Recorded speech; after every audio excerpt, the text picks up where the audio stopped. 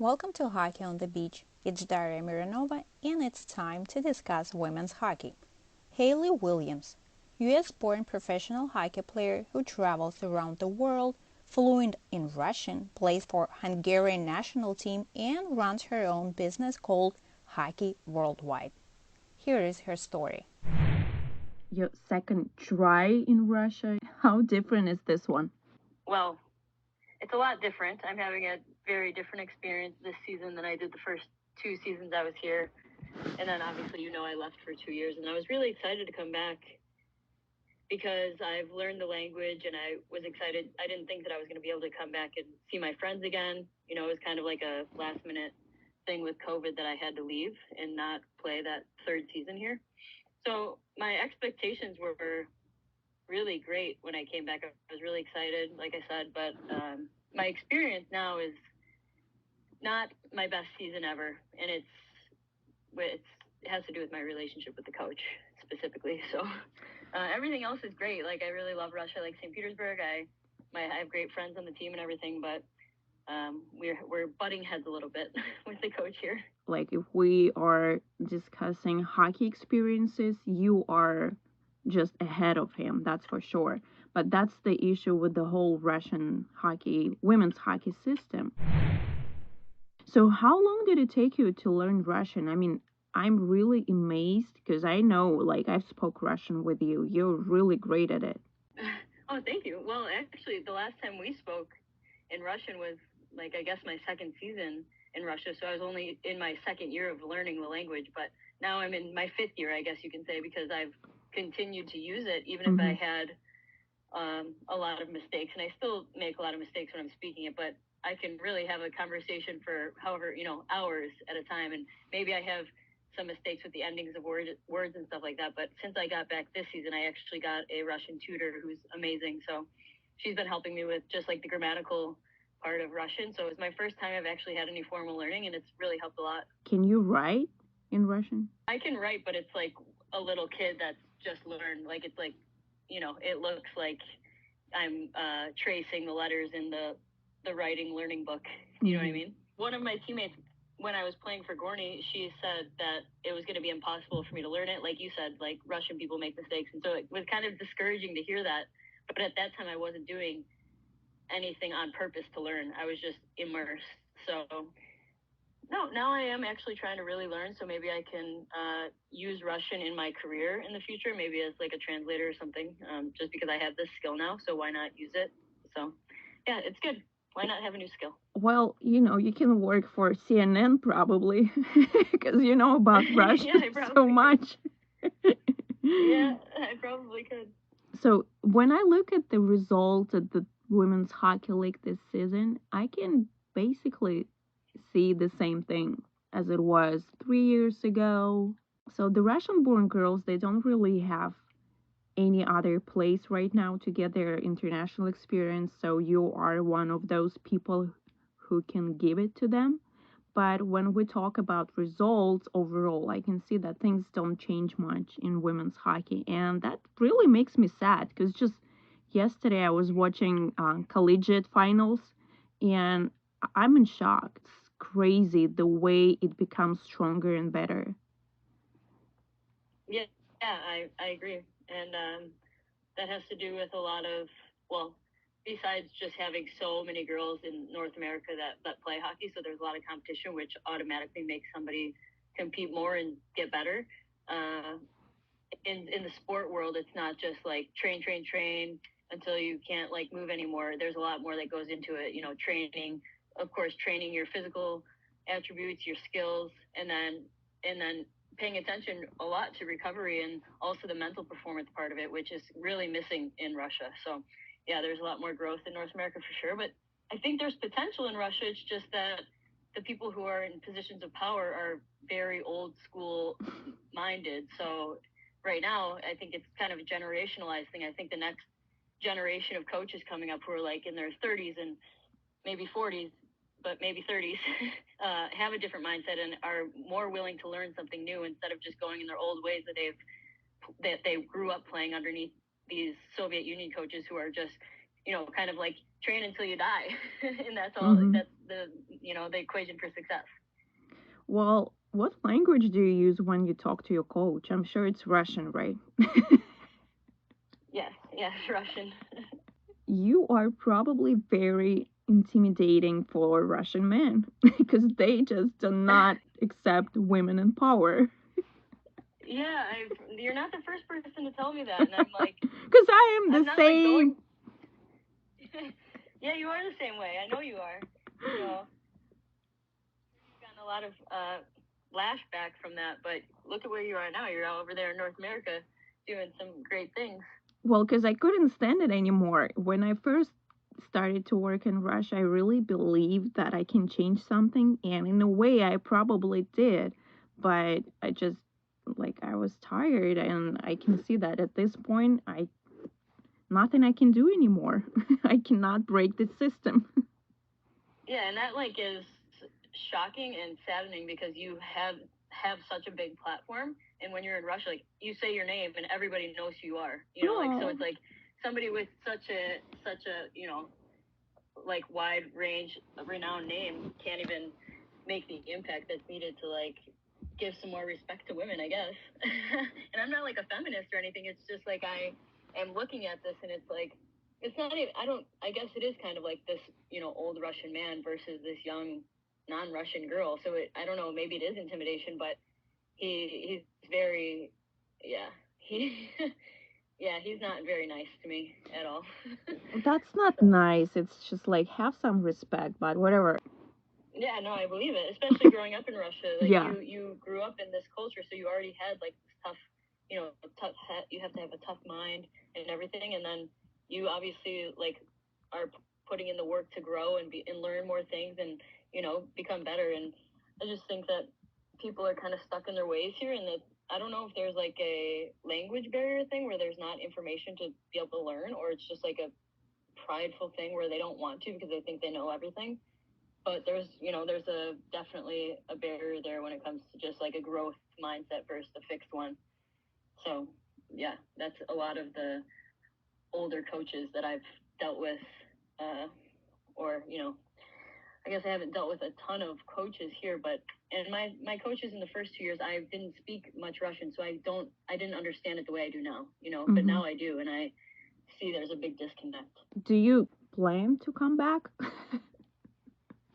Well, I have a 2-year contract here with Dynamo, but it's not going well. Like I definitely, I'm going to be here for the rest of the season, and I do have the 2nd-year contract. But if my current coach is here, I'm not going to be playing for Dynamo. That's for sure. Like I've never once in my life had a problem with a coach, and it's not somebody I want to be around. It's not a situation that I want to be in every day. Very negative, very extremely high pressure. Like hockey's already such a high pressure sport. There's no reason to add this unnecessary pressure from the coach for no reason. Like make a mistake in practice and he's like screaming at you and you're in practice. And you're like, okay, we're just trying to train here and get better. Like this is the time we're supposed to be able to make mistakes, but we're not going to be able to play like 100% of our potential of performance if we're not allowed to make a mistake in practice. Try not to pay attention. I know it's hard, but you know what scares me? Yes, those old stubborn men.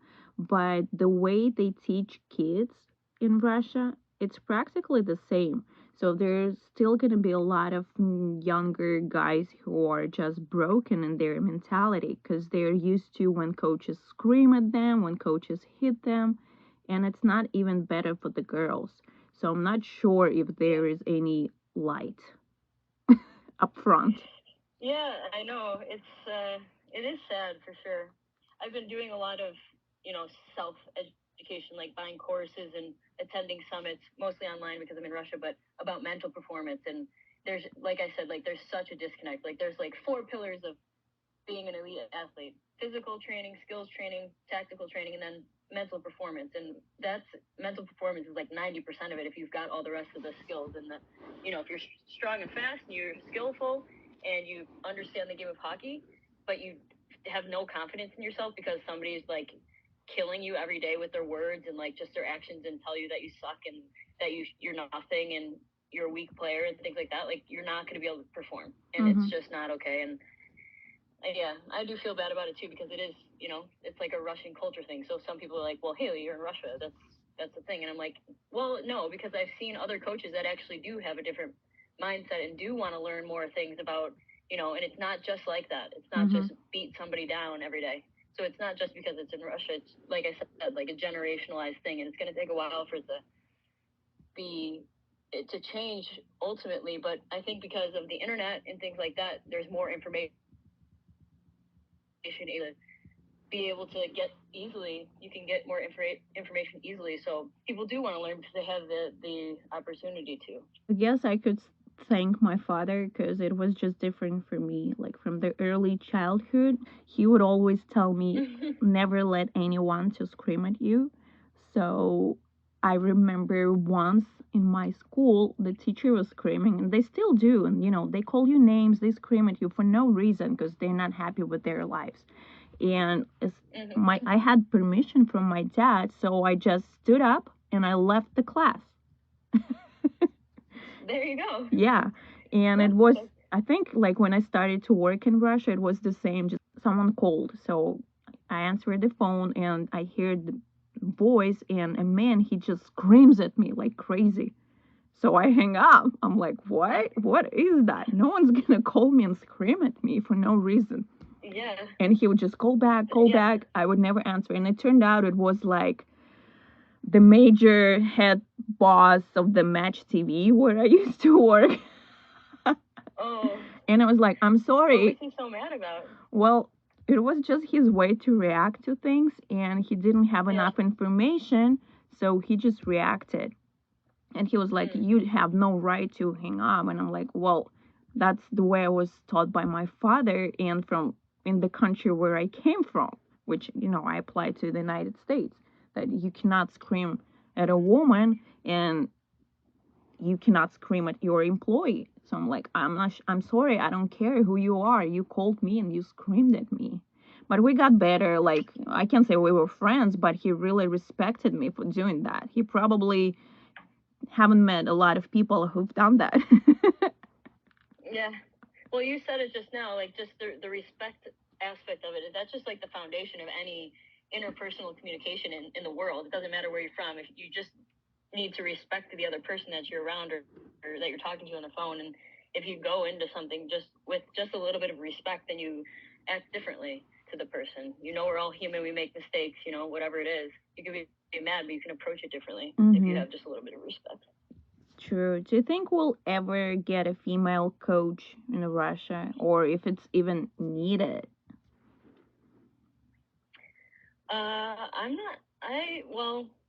I know there's been female assistant coaches in the Russian league.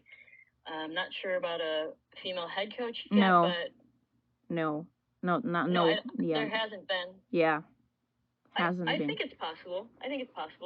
Especially because, like, for example, Mironova, the director, she's pretty young, so, like I said, I just think the older Russian man you are here, the more things won't change. But if it's like somebody with a different demographic and maybe a little younger, maybe a woman, then there's more opportunities for something else to happen. But for now, I don't think so, no. The problem with those guys, because, I've done a lot of research, I've been working on that for a while, they cannot get a job in the KHL or even junior league. So, they find connections to get into women's hockey. So they don't really treat this job respectfully, because people just need to understand women's hockey or men's hockey. It doesn't matter. It's hockey. You just do your job and you respect yourself and people you work with. It's easy. And it doesn't matter if it's women's hockey. You still want to achieve something because it's sports. Yeah, I agree. And you're right. They do. It is like that. I wouldn't be surprised if any coach in the women's league got an opportunity in even the VHL, not even the KHL, just, kind of like the equivalent to our women's league, that they wouldn't jump to that opportunity right away. They will, because most of them, tried, because, that's the problem. Okay, let's find the positive. Tell me more about your time in Hungary. Okay. Yeah, that was... I hope that was positive. Yeah, so that was really crazy. Yeah, no, definitely positive. so it was like a last minute thing, like I said in the beginning, because of COVID, just our team folded like at the end of August, Gorney. And so it was like kind of like a panic thing. It was like, where can I go? Because all the teams are full, or yeah, like everywhere was full because the season's about to start in like 2 weeks. So I'm like, all right. And then I remembered about the coach who had reached out to me before the season before to go to play in Budapest. And so I reached out to him and he was like, oh yeah, we have a spot. So I went there kind of on a whim. Like 1 week later, I was in Budapest, which was really crazy because I was really sad. Like I wanted to stay in Russia and I planned to, and I was learning things, you know, like in learning the language especially. And I was having a good time here, you know, even with the kind of cultural differences or mentality differences. But then I went to Hungary, and well, not only did we win both seasons of the league, like we won the championship both seasons, which was awesome and fun. After, like during my first season, they offered me to get my Hungarian citizenship. So it was like really out of nowhere and quick. It was really quick to have that offer. I mean, the process wasn't quick. It was like a year, but now I play for the Hungarian National Team, which is really awesome. Like I wouldn't think, you know, first I'm crying because COVID like kicked me out of Russia, and then now I'm a Hungarian citizen playing for the Hungarian National Team, which in a week from today, I'm going to Brampton for the World Championships in Canada. This is amazing. World Championships. Yeah, it's really crazy. So yeah, I don't know. Life is really weird how it works. But yeah, of course I wouldn't say no to the opportunity. And so now I'm an American Hungarian citizen, and you know, just expanding my resume here, I guess. But it was really fun to be in Budapest, even just to be a person in Europe, because you could travel around easily on trains and buses to go around to different European countries and kind of just see what's going on in all the countries. So my travel experience really, it added to my travel experience there. And yeah, it was really good. But then, like I said, I was excited to come back to Russia. The salary is better here than in Budapest, and and the league's a bit stronger. So those are my two biggest motivators to come back here. But you know, you never know if it's going to be good or bad when you make a decision. That's not true. Hey, you're into this mental thing. Of course, you can say that it's going to be good for you. You just keep saying that until it's good. Yeah, true. Well, that's the thing. Like, even if it's bad, you say, you know, I'm not really sure if it's bad yet because something else is going to happen that's going to be good. And if I wasn't going through this situation now, then this next great thing might not have happened. The one thing that's kind of a challenge for European countries is that the countries are so small. So the numbers of the girls that play it's not a lot of girls. Like I don't even know the amount of registered girls hockey players in Hungary. It's got to be like barely a few thousand, if so. And if you're looking at like the U.S., there's like 70,000 or something like that. Like there's like a huge difference of the amount of girls playing hockey, and that's just because the countries are so much smaller and there's a lot less people.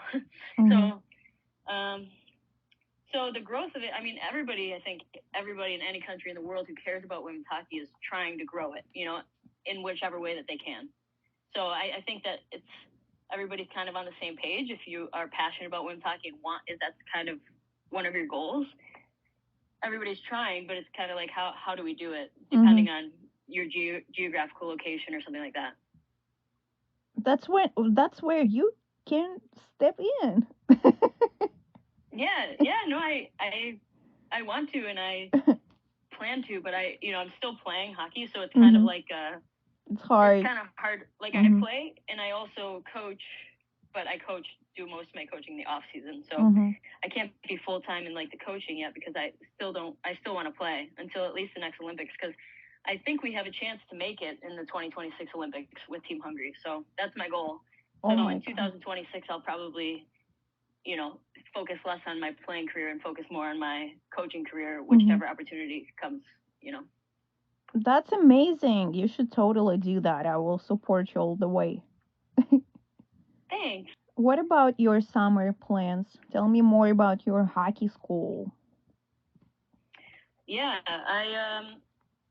so before our podcast right now, I was like sending emails and everything. So I'm like I said, I'm still playing, but I run my business, and I also am a director for another company with the CCM Selects spring and summer organization. So I'm the girls program director. So I'm like really actually busy, but my work is all online when I'm overseas. So it's really a good balance that I'm able to do it whatever time I have free and on my computer. But when I go home, we have the World Championships April 5th to 16th in Brampton, Canada. And then I go home, and that week I start right away, and I have 17 events from April to July. So it's like, if you looked at my calendar, it's all like in July, there's not one day off, not one day. But if you look at my calendar, there's not 1 week or weekend off for the entire April, mid-April to, well, I guess beginning of April, because we're at the World Championships, until the end of July. It's like, and I'm not just like in one place. I'm going around, from different states to like Chicago, Michigan, Wisconsin, Boston. I'm going to Edmonton, Minnesota. I'm actually going to go to Budapest in July as well for training. Well, I can hear Florida. Where's Florida? Oh, I'm not going to be in Florida, but I am going to be in Charleston, which isn't that far away from Florida. Like just recently, PWHPA was here in Tampa, Florida, and it's all about the girls' classes and meetings. Seriously, I just felt like my son was left out. He was always around the women's hockey, men's hockey, and he's really open-minded. So he was like, why I cannot practice with the girls? Because I really want to do that too. It's okay that I'm going to be the only boy. Why I cannot do that? So I feel like, we're still divided because it's like, all the focus on the girls now. Yeah. I mean, that's true for sure. All of my programs are girls as well. We don't have boys anymore. When I first started it, I had boys in my programs, but I mean, I think, because of the divide, like you're saying, it's nice for parents to hear when they have a girl player that the program is focused only on girls, because that's, it's the different narrative than it's been for however many years that, it's always boys first. So when it comes to hockey. So, I mean, yeah, it does kind of change. It does kind of reverse the roles there and makes now your son feel left out, which that makes me sad too. Yeah, I was like, oh, let's see what Hayley has. Maybe we'll visit her. And it's like all the girls. Yeah, it is. All right, well, maybe I'll add a co-ed next year just for your son. How you prepare yourself for the games in Russia? Because I know it's like all the things, all the stories that you said, and I know it's difficult too because of the weather. Yeah, it is. It's actually starting to get warm here. Today I went to the gym, and it's not too far away, so I'd be able to run there or walk if I don't feel like. Well, actually, that's the only way I go there. I wouldn't go like in a car or on the bus, because it doesn't make sense. Just the way that it's like 15 minutes in the car or the bus, and it's like 20 minutes if I run. So it's it doesn't make sense to take the transportation. But so I'm like running through all these puddles. I'm like, oh no, because it's getting warm and the snow is melting. But yeah, it is definitely a different mood when it's freezing and snowy than when it's a little bit warmer outside. But to prepare for the games, I just, make sure I'm well rested and make sure I've been focusing on my nutrition for a couple days before the game. And definitely I always try to get in the right mental headspace for the games, because nobody else is going to try to help with that. That's an individual thing. But I mean, there's some natural adrenaline when it comes to game day. Obviously, that's what we train for, to compete, have the game. So I wouldn't say I do anything super special when I'm going to prepare for a game, but just to make sure that my body's ready and recovered, then it's usually a good day for a game. What can we do to make it better for you in Russia, for your experiences, for the women's hockey overall? I mean, just to talk about it more and let people know that we have it. I think when people know that it's an option to watch women's hockey or to go to the game, or, I mean, the games are on YouTube, so any game is watchable for free, so and actually, if you look at the YouTube, like if you look at the games that are on the YouTube, it'll be like, 3,000 people watch the game, because it does it on YouTube, how many views. So it's, it's not like nobody's watching. Do you know what I mean? So I feel like there is a good fan base. It's just not as I don't know, put out there in the media, I guess you can say. Well, that's totally true. I know. What Yeah. about the attendance this season? Can you see that it's different from 2 years ago? Yeah, no, it's not too much more, especially because we play at Jubileni, which you've been at plenty of times. So we play on the Mala Arena, which has just the one side of the stands pretty much. So when we're on there, you know, it looks like we've got a good amount of fans. But if there's a day where we can't play on that one on our normal rink, then we play on the Glavna Arena, which is a way bigger bowl of stands, and it looks like nobody's in the stands at all. So I mean, it's not like it's free to go to. It's just there's not really any marketing about it around the. Like I said, I go to Fitness House here not far away, and inside there they have like posters on the wall with Dynamo VHL guys ads inside the gym. So we don't have that. And it's also interesting because Dynamo is like a big system. It's not just our team is its own entity. It's like we're connected with the guys' teams, so they can use the same type of marketing dollars to kind of push our games out there even more, you know, to make it more desirable and just even known to be able to go to the game. Well, I guess it's very important that you say that, so people, because so many people still don't understand how things are different in Russia for men and women. I am back to school, and I just, once again, I see the way athletics is treated over here in the United States. It's pretty amazing. And surely I feel like I want to make sure that students, athletes in Russia know about it. And if the age will allow them, they should come here. They should try harder just to experience different life, because they sit there and they do not know that things can get better.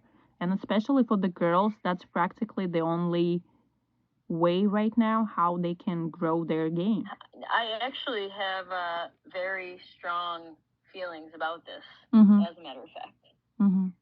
When it comes to Russian, well, I'm specifically about Russian girls who play hockey, because I'm in this niche of life. You know, I'm with the Russian girls who play hockey, and you know, there'd be like a 14-year-old who's got her first contract in the women's league here, and it's like for 5,000 rubles a month, and she's so excited because she's in the professional league and she's getting paid, and you know, she's gonna have 5,000 rubles for the month. But now automatically she's just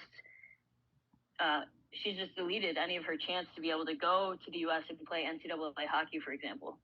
Because if you've been, you know, paid as a professional player, then this voids out your chance to be able to go there. So the reason why I have this feeling is because I saw this when I first came here, and then the girls will ask me about it, and they'll say, you know, I want to go there and study and play hockey, and I'm like, well, do you get paid? Like, is this part of do you have a contract with the team? Yes, to get paid. Okay, well, you can't.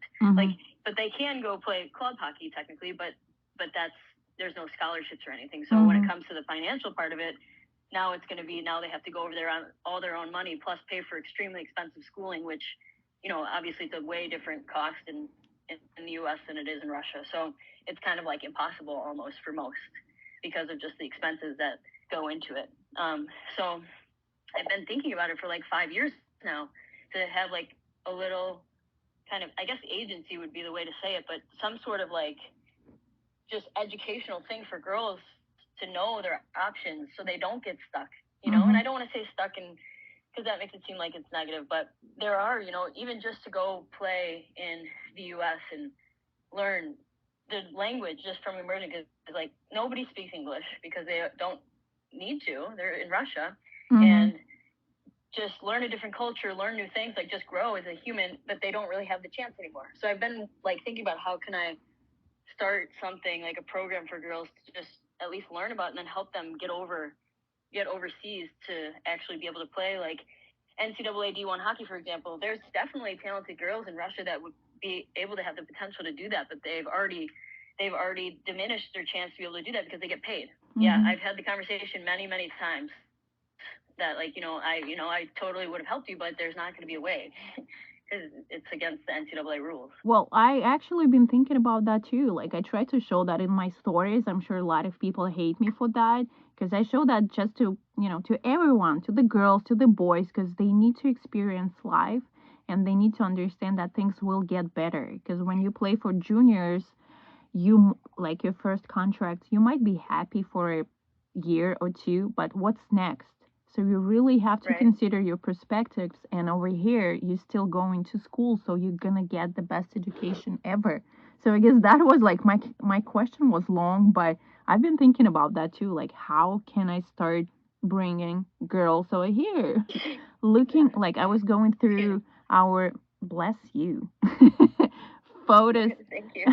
photos and videos like from your first season when you just came to Russia, and the way you are right now. I mean, you are hard as stone.